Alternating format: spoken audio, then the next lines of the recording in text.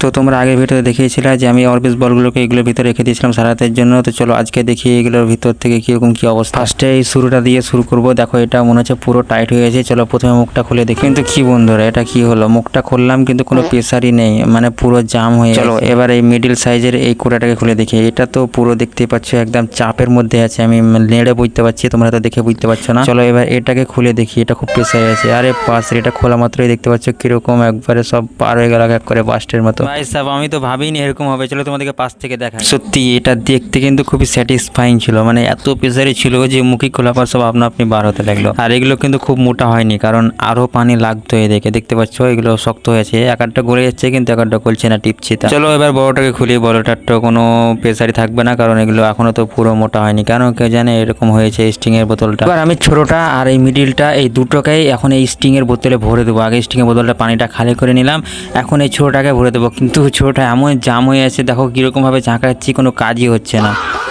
তেরিয়াক করতেছি আর আখ হয়ে যাচ্ছে। ছোটটাতে অনেক টাইম লেগে গেল ভরতে। চলো এবার এটাকে ভরে দিই এবং এটাকে ভরে তারপরে এর ভিতরে জল ভরে দেবো। তারপরে দেখবো যে সারা রাত থাকার পর এবার বোতলের মুখে ফাটছে না কি হচ্ছে। আর এখনো আমার কাছে 2000 পিস অরবিস বল আছে। তো তোমরা বলো যে আমি এই অরবিস বল দিয়ে কি কি করবো, তরমুজের ভিতরে ভরবো না আরো অন্য কিছু, কমেন্ট করো।